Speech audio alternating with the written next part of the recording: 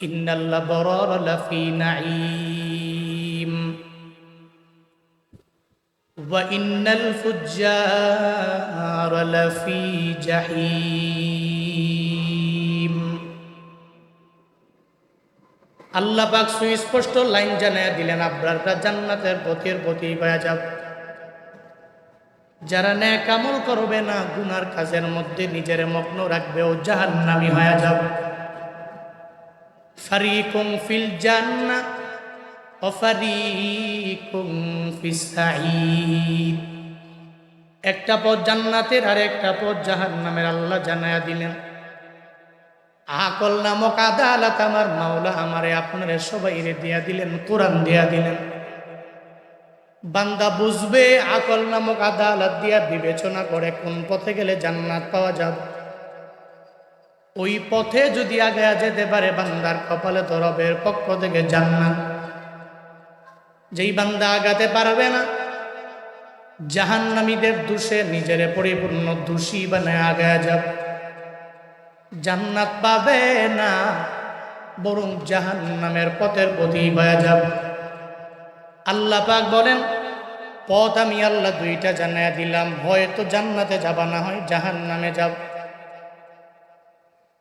হাসরের ময়দানের বিচার কার্য শেষ হয়ে যাবে যেদিন,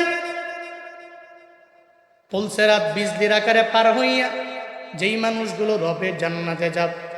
আবার অনেকে আছে জান্নাতে যেতে পারবে না, পুলসেরাত পার হতে পারবে না, জাহান্নামী হয়ে যাবে।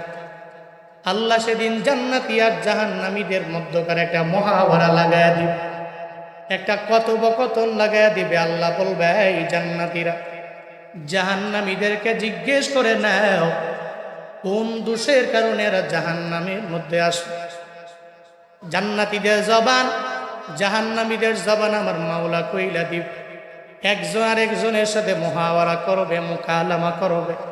প্রথমত জান্নাতীরা জাহান্নামীদেরকে জিজ্ঞাসা করবে, মা সালাকাকুম ফি সাকার। এই জাহান্নামীরা, কিসে তোমাদেরকে জাহান্নাম নামক এই আগুনের মধ্যে ফালায়া দিল? কেন জান্নাতের মধ্যে ঢুকতে পারলা না? কেন জাহান্নামের মধ্যে চলে গেল? দুইজনে তো এক এলাকার বাসিন্দা। আমি আজান দিলে নামাজের মধ্যে গেলাম, তুমি গেলা না। এই বাসিন্দারা, আমরা তো একই এলাকায় বসবাস করলাম, একই বাড়ির মধ্যে রইলাম, একই ফ্ল্যাটের মধ্যে থাকলাম, একই দেশের মধ্যে ছিল আমাদের বসবাস, কিন্তু আজকে আমরা জান্নাতে, তোমরা কেন জাহান্নামের মধ্যে গেলা? সেদিন জান্নাতীরা যখন জাহান্নামীদেরকে বলবে, কোন দোষে তোমাদেরকে জাহান্নামে নিয়ে গেল? কয়েক নাম্বার দোষ, ক্বালু লাম নাকু মিনাল মুসাল্লিন। দুনিয়াতে আমরা নামাজি ছিলাম না। এক নাম্বার দোষ কি? নামাজি ছিলাম, আমরা মুসল্লি ছিলাম না। তোমরা আজান দিলে দৌড়ে মসজিদে গেছো, আমরা আজান দিলে মসজিদে যাবো দূরের কথা, বরং ফজরের সময় আজান দিছে তো মোবাইলটা রাইখা এরপরে কম্বল ল্যাপ মুড়ি দিয়ে দিলাম, গুরুত্ব দিই। তোমরা নামাজের গুরুত্ব দেওয়ার কারণে আজকে জান্নাতে, আমরা নামাজের গুরুত্ব দিতে পারি নাই, এ কারণে আজকে জাহান্নামের মধ্যে আমরা চলে গেলাম।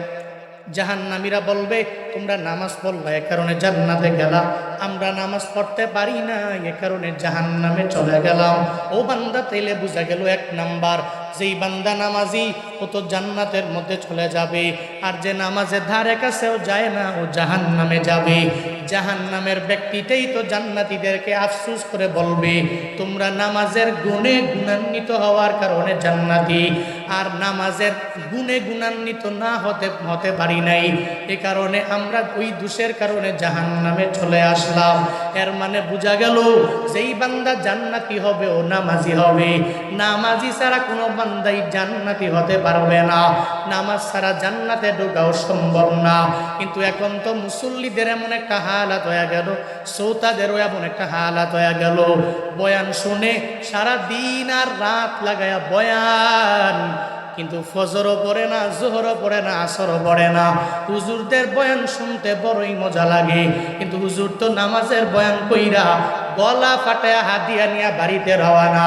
কিন্তু মুসল্লির নামাজের কোনো খবর নাই।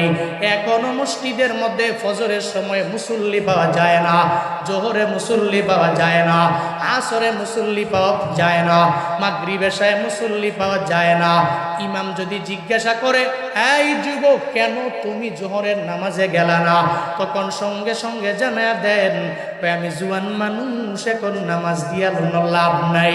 বরং হায়াতের বেলা তো অনেক আছে, মুরব্বী হয়ে গেলে, দাদার মতো বয়স হয়ে গেলে আমি নামাজের মধ্যে যাব। অথচ আল্লাহ পাক জানা দিলেন, ও আমার বান্দা, জান্নাতি গুণে গুণান্বিত হইও। জান্নাতি গুণে যেই বান্দা গুণান্বিত হবে, এক নম্বরে বান্দার নামাজের গুণ লাগবে। যেই বান্দা নামাজের গুণে গুণান্বিত হবে, ওই বান্দাকে আমার মাওলা হাসরের ময়দানে জান্নাতে ঢুকাবে। কিন্তু যারা নামাজ পড়ে না, এরা জাহান্নামী হয়ে যাবে। কয়েক নাম্বারই দোষটা আমাদের ভিতরে ছিল, এই দোষের কারণে আজকে জান্নাতের মধ্যে যেতে পারলাম না। ওদিন যদি আফসুস করে চোখের পানি ফালাইয়া নিজের হাতও যদি নিজে কামড়াইয়া জাহান্নামী খেয়ে ফেলে, এরপরেও জাহান্নামীরে তো আমার মাওলা ক্ষমা কইরা জান্নাতে ঢুকাবে না। ও আল্লাহর বান্দারা, ও দিন আফসুস করলে বিন্দু মাত্র পরিমাণ কোনো ফায়দা নাই। একটা মুরব্বী 70 বছর মুরব্বী হয়ে যাওয়ার পরে যদি বলে, লাইতা শাবাবা ইয়াউদু, যদি জুয়ান কালটা আবার ফিরে পাইতাম, এরপরে আমি নামাজের জন্য যাইতাম, এরপরে আমি রোজা রাখতাম, এরপরে আমি তাহাজ্জুদের মুসল্লায় দাঁড়ায় যাইতাম, এরপরে ইশরাক আউয়াবিনের মুসল্লায় দাঁড়ায় যাইতাম। ও বান্দা, জবাব দাও, একটা মুরব্বীও যদি মুরব্বী হয়ে যাওয়ার পরে বারবার বলে, আল্লাহ যদি আমারে জুয়ান বানাইতো, তাহলে আমি নামাজের জন্য আগে যাইতাম, এর মানে বোঝা যায় মুরব্বী কোনোদিন জুয়ান হতে পারবে? পারবে নি? মুরব্বী কোনদিন জুয়ান হতে পারবে? ঠিক তদ্রুপ ভাবে জাহান্নামীরা জাহান্নামে যাওয়ার পরে যদি 1000 বার, লাখ বার যদি আল্লাহকে বারবার আবদার জানায়, আল্লাহ দুনিয়াতে নামাজ পড়ি নাই, একটু ছাড় দেন, একটু নামাজ পড়ুন, একটু দুনিয়াতে আবার পাঠান, আবার রোজা রেখে আসবো, নেক আমল করে আসবো, গীবত করব না, মিথ্যা বলবো না। আমরা যারা অন্যায় করে, ওই অন্যায়কারীদের বন্ধু নিজেরে বানামু না। যদি বারবার বলবে, আদৌ কি আল্লাহ পাক জাহান্নাম থেকে ফিরে দুনিয়াতে পাঠাবে? কথা বলেন না কেন? ওদিন আফসোস করলেও বিন্দু মাত্র পরিমাণ লাভ। এই জন্য জান্নাতি ব্যক্তিদের গুণ, ওরা জান্নাতে থাইকা প্রশ্ন করছে, এই কিসে তোমারে জাহান্নামে নিল? দোষ ছিল 1 নাম্বার, নামাজি ছিলাম না। এর মানে স্পষ্ট এরা নামাজি না হওয়ার কারণে জাহান্নামে, এরা নামাজ পড়ার কারণে জান্নাত। 1 নাম্বার। 2 নাম্বারে আমার মাওলা জানায়া দেন, জান্নাতীরা জাহান্নামীদেরকে জিজ্ঞাসা করবে, এই জাহান্নামীরা, 2 নাম্বারে কিসে তোমাদেরকে জাহান্নামে নিয়ে আস? জাহান্নামীরা 2 নাম্বারে জানায়া দিবে, ওয়ালাম নাকুনু তুইমুন মিসকিন। দুনিয়াতে মিসকিনদেরকে খাওয়াই নাই, মিসকিন দেখলেই বারবার ধমক দিয়া দিলাম।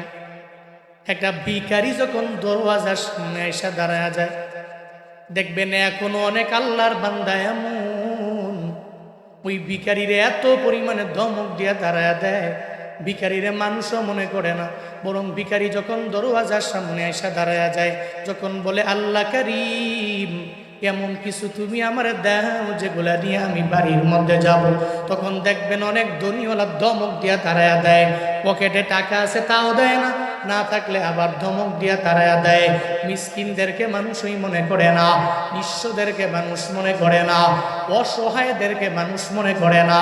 না রে বাবা, জাহান্নামীদের দোষ হলে এরা মিসকিনদের খাওয়াবে না, এরা এতিমদের পাশে গিয়া দাঁড়ায় যাবে না, এরা কশিনকালেও কোনো গরিব মানুষ, অসহায় মানুষের পাশে গিয়া দাঁড়ায় যাবে না। কিন্তু যারা জান্নাতি মানুষ, এরা মনে মনে ভাববে আর চিন্তা করবে, বলে যেই বান্দা মিসকিন হয়ে গেল, ওরে ধমক দিয়া তাড়ায়া দেওয়া যাবে না, বরং এই মিসকিনটা আমার সামনে আসলে আমি যা পারি দিয়া দিব। একটা গরিবের ফিরাইয়া দেওয়া যাবে না, গরিবের আমি যা পারি তারে আমি দিয়া দিব। একটা এতিমের ফিরাইয়া দেওয়া যাবে না, বরং এতিম যদি আমার সামনে এসে একটু আমারে ডাক দেয় আর আমার দরবার থেকে যদি কোনো সাহায্য চায়, আমি জীবনেও কোনো দিন কোনো এতিমের ধমক দিয়া তাড়ায়া দিব না। কারণ মুমিনের বরে মনে মনে বড় চিন্তা আছে, একটা এতিমের দুনিয়ায় কেউ নাই, একটা মিসকিনের দুনিয়ার মধ্যে কেউ নাই, একটা অসহায়ের দুনিয়ার মধ্যে কেউ নাই রে বাবা।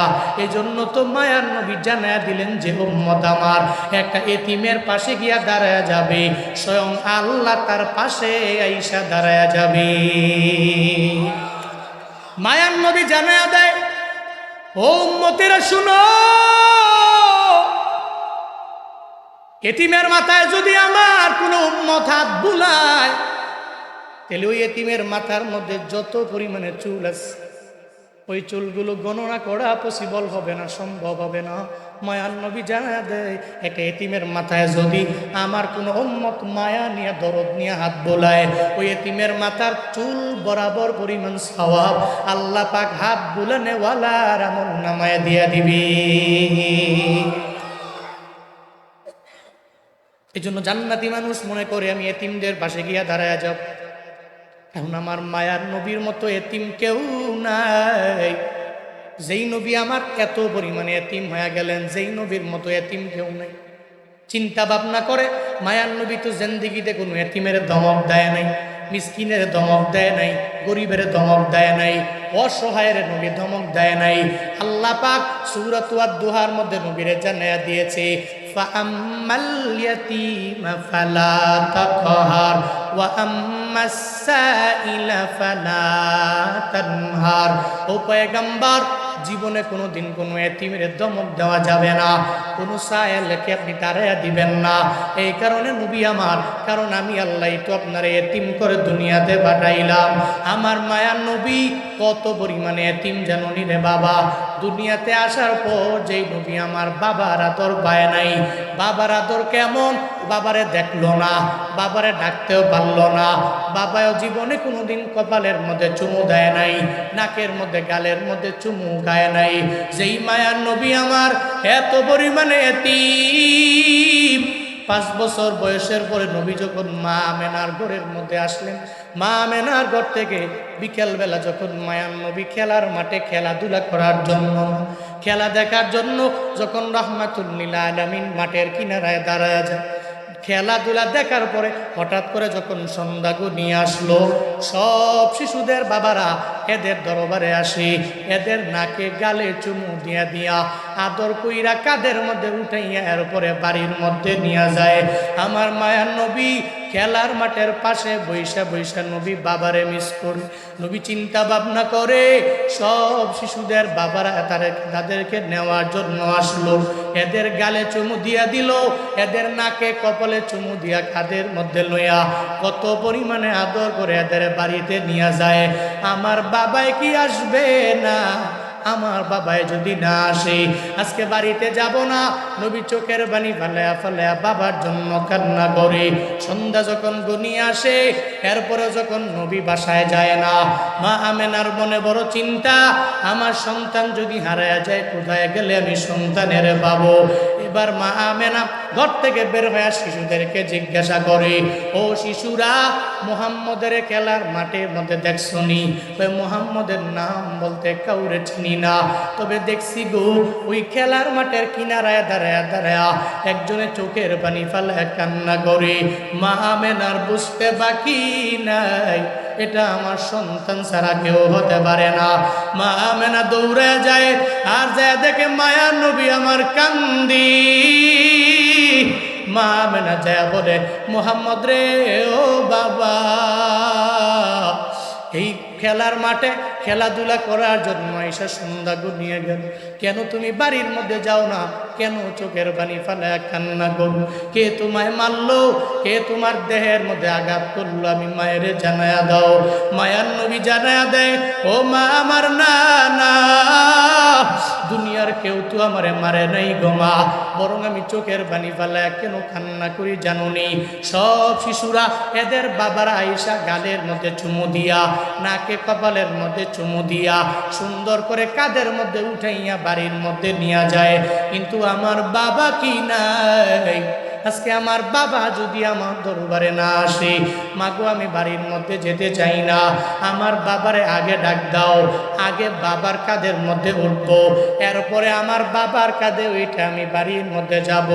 মা আমেনা আমার মায়ার নবীরে জানায়া দেয়, মুহাম্মদ রে ও বাবা, চোখের পানি ফালাইয়া কান্না করার মানে নেই, কোনো প্রয়োজন নাই, কারণ তোমার বাবা দুনিয়ার মধ্যে নাই।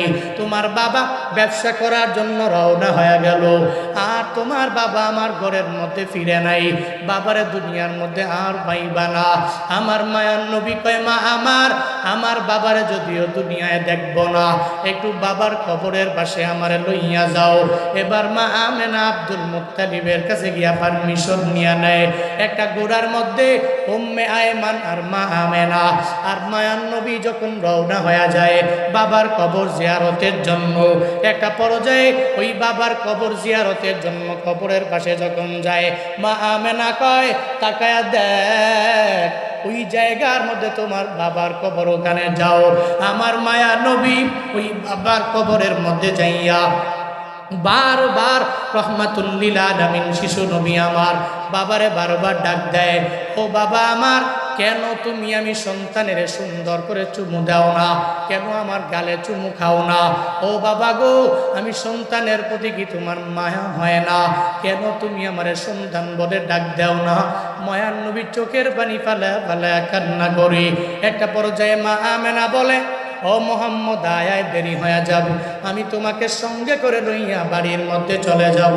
তোমার বাবার কবর দেখা যখন শেষ হয়ে গেছে, আর দেরি করা যাবে না। ঘোড়ার মধ্যে উঠছেন উম্মে আয়মান আর মায়া নবী আর উম্মে আয়মান আর মা আমেনা, তিনজনে ঘোড়ার মধ্যে ওইটা যখন রওনা করে ফেললো, একটু দূর যাওয়ার পরে মা আমেনা ডেকে বলে, উম্মে আয়মান, একটু ঘোড়াটারে একটু থামায়া দাও, আমার একটু নামাও, পেটের মধ্যে ব্যথা আরম্ভ হয়ে গেছে, আমার একটু থামায়া দাও, আমার মোহাম্মদের আমি দু চারটা কথা বলবো, পেটের ব্যথা সহ্য করতে পারি না। মায়ার নবীর মা যখন ওই ঘোড়া থেকে নামলো, নবী আমার নামলো, এবার মা আমেনার পেটের ব্যথা কনে কনে কনে কনে বাড়তে লাগলো। একটা পর্যায়ে ডেকে বলে, ও মোহাম্মদ, তোমার বাবার কবর জিয়ারতের জন্য তুমি রওনা হয়ে গেলা, আমি মায় তোমারে কত পরিমাণে আদর যত্ন করতে পারি নাই, বাবার কবর জিয়ারতের জন্য আমি নিয়ে গেলাম, এখন যাওয়ার পথে আমি মায়ের পেটের মধ্যে ব্যথা দেখা দিয়ে দিল, আমার মনে হয় আমি মাও দুনিয়া থেকে বিদায় নিয়ে চলে যাওয়া লাগবে। ও সন্তান, আয় আমার বুকের মধ্যে আয়, আমি মায়ের জন্য বদদোয়া করবি না, আমি মায়ের তোরে দুনিয়ার মধ্যে পরিপূর্ণভাবে কদর করতে পারি নাই, স্নেহ মায়া দিতে পারলাম না, বাবার কবর জিয়ারত করতে যাইয়া এখন আসার সময় মনে হয় মারেও হারায়া ফেলতে হবে। মায়ার নবী কয়, মা, আমি দুনিয়াতে বাবার আদর কেমন আমি পাই নাই, দুনিয়াতে আসার পরে আপনার ঘরে আমি ছিলাম না, দুধমা হালিমার ঘরে আমি ওই জায়গার মধ্যে বড় হয়ে গেলাম, এখন মা যদি আপনি আমারও সাইরা যদি জ্বলিয়া যান, আমার মাও থাকবে না, আমার বাবাও দুনিয়ার মধ্যে থাকবে না, আমি মুহাম্মদের মতো এতিম এই দুনিয়ার মধ্যে আর কেউ রইবে না। মায়ার নবী চোখের পানি ফালায়া ফালায়া কান্না করে ঘোড়া নিয়ে যখন দৌড়া যায়, মা আমেনা বিদায় নিয়ে যায়, উম্মে আয়মান আর নবী যখন যায়, আব্দুল মুত্তালিব তাকায়া দেখে যাওয়ার সময় ঘোড়ার মধ্যে 3 জন, আসার সময় ঘোড়ার মধ্যে 2 জন, বুঝতে আর বাকি নাই। আমার মনে হয় পুত্রবধূটা দুনিয়া থেকে বিদায় নিয়ে চলে গেল। মায়ার নবী যখন চোখের পানি ফালা দাদার দরবারে আবদার জানায়, ও দাদা আমার, এই জগতে আমার মাও নাই, আমার বাবাও নাই, এখন দাদা আপনি ছাড়া আমার কোনো গার্ডিয়ান নাই। মায়ার নবীকে আল্লাহ পাক রব্বুল আলামিন দাদা আব্দুল মুত্তালিবের মাধ্যমে, চাচা আবু তালেবের মাধ্যমে লালন পালনের দায়িত্বভার নিয়ে নিলেন। আমার মায়ার নবীর মতো এতিম তো দুনিয়ার মধ্যে কেউ নাই রে বাবা। একটা নবীর উম্মতের এতিমের পাশে যদি দাঁড়ায় যায়, এত পরিমাণে সওয়াব, আল্লাহ ওই উম্মতের পাশে আইসা স্বয়ং দাঁড়ায় যায়। নবী এতিম, কেউ যদি এতিমের পাশে দাঁড়ায়, কেউ খুশি না হইলেও নবী খুশি হয়ে যায়। সুবহানাল্লাহ পড়বেন না? নবীরে খুশি করতে হলেও একটু এতিমের পাশে দাঁড়াবেন।